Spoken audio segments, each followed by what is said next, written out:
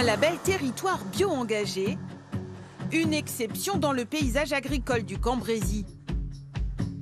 À Gouzeaucourt, 20% des surfaces sont cultivées en bio. La récolte des courges bat son plein.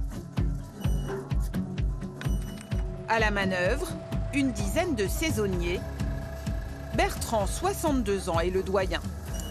Les autres, ils mettent des produits tout ça, tandis qu'en bio, il n'y a pas de désherbant. Après, c'est nous qui fait le désherbage. Nous, ça sent le poireau, tandis que les carottes, ça sent le carotte. Avec les supermarchés, vous passez, ça sent rien du tout. Christophe, retourne de l'autre côté. Véronique dirige l'une des 3 fermes bio du village.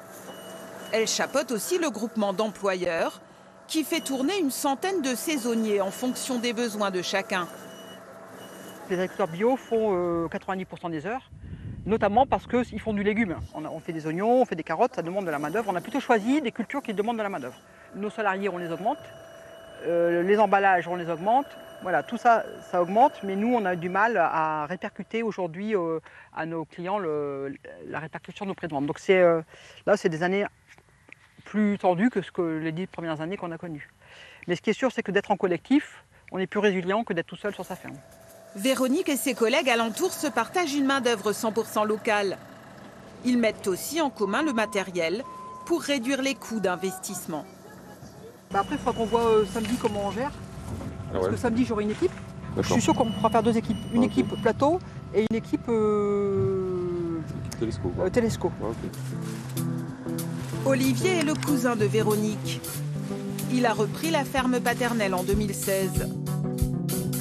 Ces 70 hectares sont aujourd'hui 100% bio. Le temps de faire ma transition en bio sur 5 ans, j'avais des cultures conventionnelles, j'allais traiter avec mon pulvé, tout ça, mais j'avais hâte que ça se termine, quoi. Je suis en phase de développement, j'ai eu des bons résultats techniques qui m'ont permis de compenser un peu les baisses de prix qu'il y a pu y avoir sur des pommes de terre, par exemple. Olivier bénéficie encore des aides à la conversion. Il en profite pour continuer de se diversifier et d'expérimenter. Il teste notamment 2 variétés robustes de pommes de terre. Elle a une végétation qui est assez exubérante. Hein. Ouais.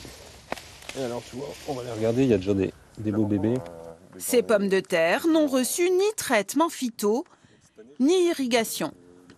C'est une variété robuste au mildiou et qui est aussi assez peu sensible au stress hydrique. Alors cette année, on a eu une année où il y a eu pas mal d'eau, donc c'était pas trop le problème. Hein. Elle aurait bien poussé dans tous les cas. Mais l'année dernière, la même variété pas irriguée, à un moment où il pleuvait pas du tout, les buttes étaient tout le temps sèches. J'ai quand même fait un rendement plus que correct dedans, donc c'est une super patate, quoi. Avec des variétés qui résistent aux maladies et se passent d'irrigation, comment se fait-il que l'agriculture biologique plafonne à 2,9% des surfaces cultivées en Hauts-de-France? Elles ont certes été multipliées par 3 depuis 2015, 60 000 hectares aujourd'hui. On a du coup une responsabilité collective, je pense, à soutenir des initiatives comme celle chez Olivier, de gens qui utilisent des variétés adaptées au changement climatique, qui se passent de produits. Mais ces innovations-là, elles ne fonctionneront pas si on n'arrive pas à embarquer les transformateurs, les distributeurs et aujourd'hui les consommateurs. Je pense aux chèques alimentaires qu'on a vu émerger ici et là. On pense que des chèques alimentaires financés par les fonds publics devraient cibler les producteurs bio, ce qui permet de faire coup double, soutenir le porte-monnaie des familles, mais également soutenir les producteurs bio. Les politiques publiques, un levier indispensable, à condition d'être appliqué. Depuis 2 ans, la loi Egalim impose 20% de bio dans la restauration collective. C'est à peine 6% dans les faits.